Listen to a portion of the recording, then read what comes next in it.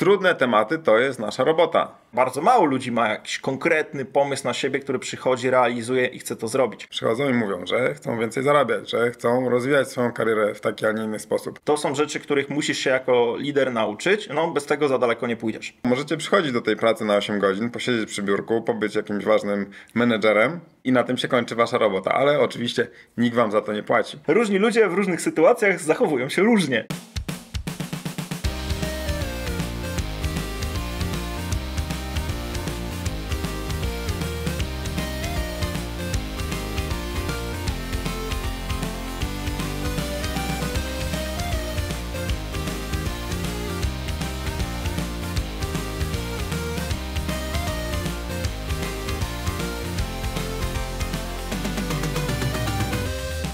Cześć, witajcie w Nerd Management. Z tej strony Paweł Rejkowski i Krzysztof Rakowski. W tym odcinku porozmawiamy o sytuacji, którą wielu z Was zmierzy się zostając liderem, czyli sytuacji, kiedy musimy porozmawiać z naszymi ludźmi 1 na 1, musimy wejść w nową rolę i tam zmienić tą relację. Kiedy wcześniej robiliśmy te same zadania, taski, byliśmy na równi, a w tym momencie Ty stajesz się i szefem.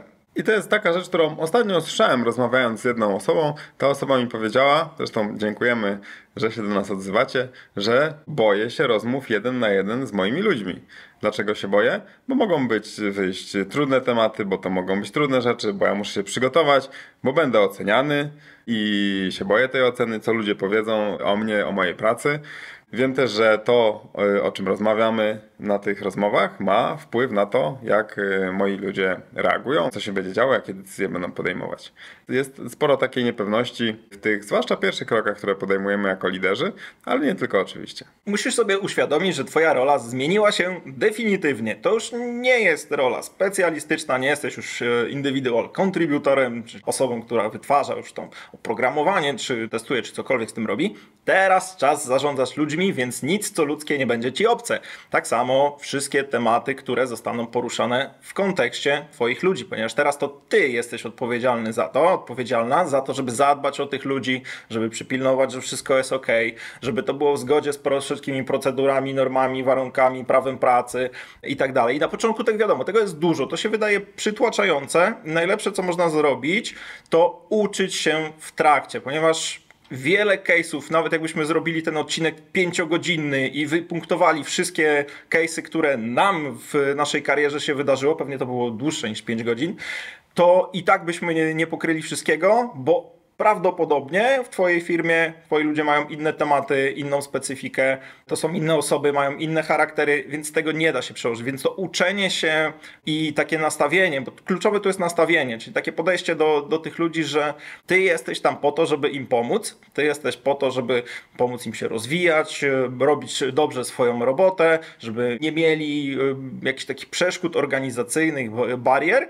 Jesteś też po to, żeby zadbać o firmę, czyli z drugiej strony, tu już nie jesteś tylko kolega, koleżanka, czyli musisz zadbać o interes firmy, żeby ta praca szła. Jeżeli są jakieś problemy, powiedzmy, wychowawcze, bo to czasem się śmiejemy, nie? Że to jak w przedszkolu jest z ludźmi, że jakieś problemy wychowawcze są, to też Ty jesteś odpowiedzialna za to, żeby o to zadbać, wyprostować tą sytuację, żeby pokazać, jakie są oczekiwania firmy, w którą stronę idziemy i też weryfikować, czy to jest ok, czy jeszcze się zgadzacie i macie wspólny kierunek, czy może zaczynacie się rozjeżdżać. Te źródła stresu, które widzę właśnie w takiej komunikacji, zwłaszcza 1 na 1 z osobami w naszych zespołach, to moim zdaniem jest kilka.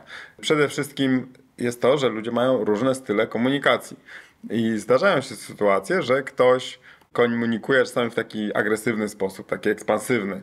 Ale rzadko to jest tak, że ktoś jest zły, nie lubi nas, czy ma jakiś z nami problem. Czasami ludzie się tak komunikują, prosto z mostu. Paweł jest najlepszym przykładem, wali zawsze prosto z mostu, bez ogródek. Czy to jest dobre, czy to jest złe? Nie, to jest po prostu jeden ze styli komunikacji. Niektórzy bardziej zaowalowują i tam możemy mieć takie złudzenie, że się czujemy bezpiecznie, bo zawsze jest miło i przyjemnie. To niestety jest przeważnie w drugą stronę. Jeżeli jest zawsze miło i przyjemnie, to jakieś takie problematyczne kwestie, takie, którymi powinniśmy się zająć, bo to jest nasza praca jako menedżera, może się okazać, że nie wyjdą albo wyjdą za późno. Więc pierwsza rzecz, o której warto pamiętać, to że Czasem możemy mieć takie wrażenie, że nie chcemy się z daną osobą spotkać, czy boimy się tego, oczekujemy to jako coś trudnego, bo ta osoba się otwarcie komunikuje i wali prosto z mostu. To nie jest nic złego, wprost przeciwnie, raczej powinniśmy docenić. Do tych stylów komunikacji, o których mówiłeś, to już wspominałem kiedyś coś, co się nazywa kwadratem Wontuna. Tutaj też podlinkujemy w notatkach do tego odcinka. Czyli to jest takie narzędzie pokazujące, że mamy 4 różne typy odbiorców, ludzi, którzy skupiają się na różnych rzeczach i mówią w 4 różnych aspektach i słuchają w 4 różnych aspektach. Więc twoją rolą jako menadżera jest teraz dokręcenie tych śrubek, dokręcenie tej komunikacji i nie możesz tego zwalać na kogoś, nie możesz zakładać, że ktoś jest dupkiem, bo mówi wprost, mówi bezpośrednio, bo często to jest sytuacyjne i to zależy od charakteru. Tak samo jeżeli ktoś jest taką osobą, która wywala ci wszystkie pomysły, projekty, ciągle pyta, a dlaczego tak, a dlaczego inaczej, szuka dziury w całym, to też nie znaczy, że to jest ktoś, kto chce zbombardować twój projekt, pomysł i tak dalej, tylko to jest ktoś, kto myśli w ten sposób, zachowuje się w ten sposób, jak funkcjonuje w oparciu o dane, o analizy i teraz twoją rolą jest zrozumienie tego, jak ta komunikacja działa. Podlinkujemy też odcinek 70 odnośnie profili osobowościowych, bo tam jest bardzo dużo wiedzy na ten temat. To jest jedna z kluczowych rzeczy w roli lidera, żeby rozumieć typy osobowości, rozumieć ludzi, rozumieć jak ta komunikacja jest tworzona, jak to między sobą działa. Właśnie, żeby po pierwsze nie traktować ludzi z góry, bo to jest rzecz, którą musisz sobie wbić do głowy. Ty nie możesz ludzi traktować z góry, bo ktoś mówi inaczej niż ty. To jest normalne. Ludzie są różni. To jest takie fajne powiedzenie, które słyszałeś, że różni ludzie w różnych sytuacjach zachowują się różnie.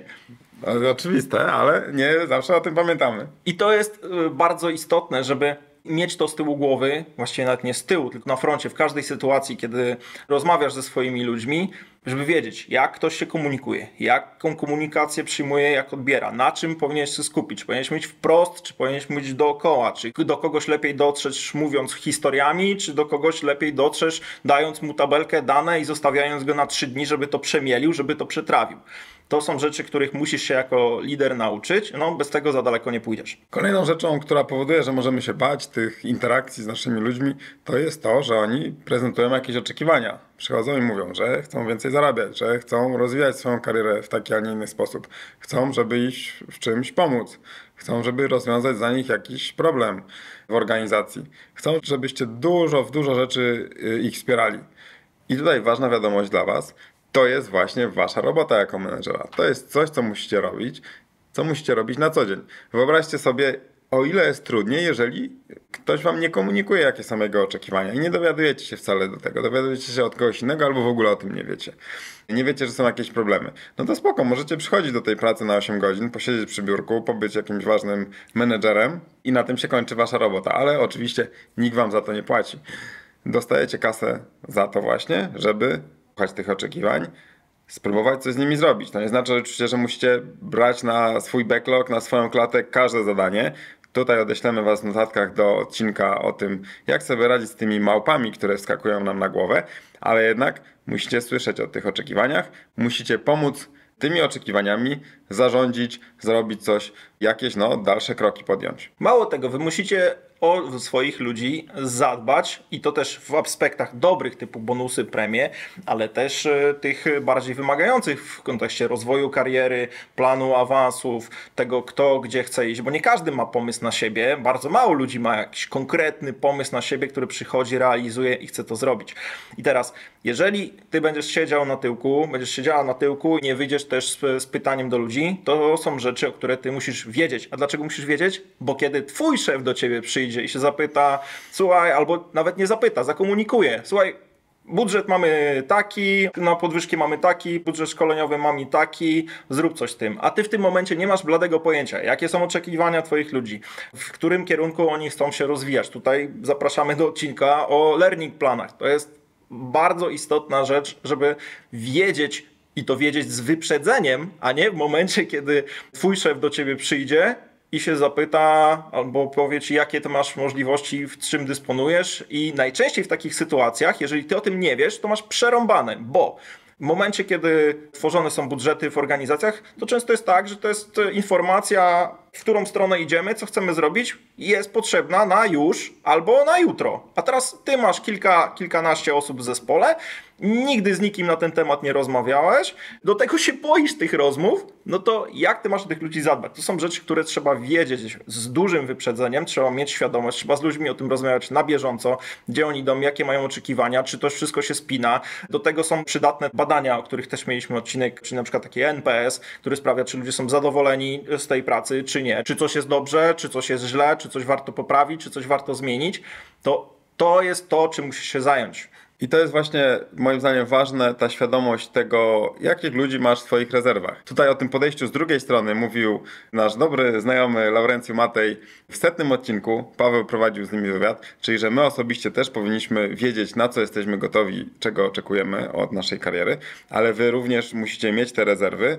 Ja u mnie w zespole, jeżeli się pojawią jakieś możliwości w firmie, to na pstryknięcie palca jestem w stanie stwierdzić, komu to będzie pasować, dla kogo będzie to interesujące. Więc zawsze czekamy też na takie okazje i mamy możliwość je chwycić. Wy też musicie wiedzieć, jakich macie ludzi, czego by ci ludzie chcieli, gdzie by chcieli iść, bo to nie jest tak, że zawsze będzie można coś do nich dopasować, ale jeżeli już się coś pojawi, to wtedy będziecie wiedzieli, gdzie to dopasować. No bo to nie jest kwestia szczęścia, to nie jest kwestia, że coś nagle się pojawi samo, to sami musicie stworzyć te warunki, być przygotowanym na to, że kiedy coś się pojawi, wy w to wchodzicie i jesteście. Kolejna rzecz, która może powodować, że się obawiacie tych rozmów 1 na 1 z waszymi ludźmi, tych spotkań, to są takie trudne rozmowy, kiedy komuś się z wami dobrze pracuje, ale jest jakiś fuck up, jakiś problem, trzeba udzielić tej informacji zwrotnej, trzeba skorygować, albo co gorsza jest naprawdę coś grubego. No i to są ważne rozmowy, które ludzka natura jest taka, że staramy się odkładać w czasie, staramy się coś zrobić, żeby tego uniknąć, ale nie możecie tego unikać. Jak przez to przejść? Mamy trochę odcinków o tych trudnych rozmowach z różnych podejść, więc rzućcie okiem na notatkę do tego odcinka, tam będą wszystkie odnośniki. Natomiast co jest ważne, to żeby zawsze się dobrze przygotować, żeby mówić o konkretach, mówić o konkretnych sytuacjach, mówić o tym, jakie te sytuacje mają skutki, jakie są wasze oczekiwania co do poprawy sytuacji, co się stanie, jeżeli się nie uda tego poprawić. To wszystko oczywiście zależy od tego, co to jest za ta trudna rozmowa, ale co najważniejsze, nie możemy tego unikać. I tutaj bardzo ważną rzeczą jest zarządzanie emocjami, ale twoimi emocjami, ponieważ mieliśmy wywiad odnośnie inteligencji emocjonalnej, do której też zachęcamy, ponieważ to jest rzecz dla początkującego lidera turbo istotna, ponieważ możesz mieć z jednej strony opór przed w ogóle rozpoczęciem takiego trudnego tematu, a z drugiej strony możesz później się jakby zarzucać jakby konsekwencjami, czy ryć sobie głowę, że ty zrobiłeś coś nie tak, bo kiedy byłeś kolegą, koleżanką i na tym samym poziomie, no to było okej i mogłeś powiedzieć, doradzić, czy wczuć się w problem. Kiedy jesteś w tym momencie menadżerem, no to takie wczucie się w problem, kiedy jest sytuacja tragiczna, nie będą to same łatwe, miłe i przyjemne rzeczy, no to nie możesz tego zrobić, bo nie dość, że nie rozwiążesz problemu, będziesz uciekać od tej rozmowy, a do tego zryjesz sobie głowę i później będzie potrzebny albo urlop, albo wizyta u psychoterapeuty. Także tutaj musisz też na siebie uważać pod tym kątem. I teraz to nas prowadzi do tego, że często kiedy wychodzimy z poziomu zespołu i stajemy się szefem tego zespołu, no to mamy tą obawę, że ludzie przestaną nas lubić. Ludzie są istotami stadnymi, więc zależy nam na tym, żeby inni nas lubili. I teraz ta relacja, czy tego chcecie, czy nie, ona formalnie się zmienia. Może być tak, że będziecie dalej mieli świetne relacje z tymi ludźmi, jednak we wszystkich najbardziej istotnych kwestiach, czyli czy ci ludzie z wami pracują, czy nie, wy za nich formalnie odpowiadacie. Czy łamią prawo, czy nie, czy robią swoją robotę, czy nie, wy za tych ludzi odpowiadacie. To nie jest już sytuacja taka miła, rodzinna i przyjemna, że my jesteśmy równi. No nie jesteśmy i nie da się tak zrobić, żeby we wszystkich aspektach z zespołem funkcjonować w taki sposób, żeby było tak miło, różowo, transparentnie i turkusowo, o czym tych turkusowych patologiach też niedawno mieliśmy odcinek. Na sam koniec, jeżeli chodzi o rozmowy 1 na 1, chciałbym wam powiedzieć jedną rzecz, którą mówię wszystkim świeżo upieczonym liderom. Rozmowy 1 na 1, spotkania 1 na 1 to jest czas dla waszych ludzi. Nie możecie ich odwoływać, Nie możecie ich bez przerwy przesuwać, skracać, czy robić różnych innych rzeczy. Wiadomo, jak idziecie na urlop na 2 tygodnie, no to siłą rzeczy trzeba to odwołać.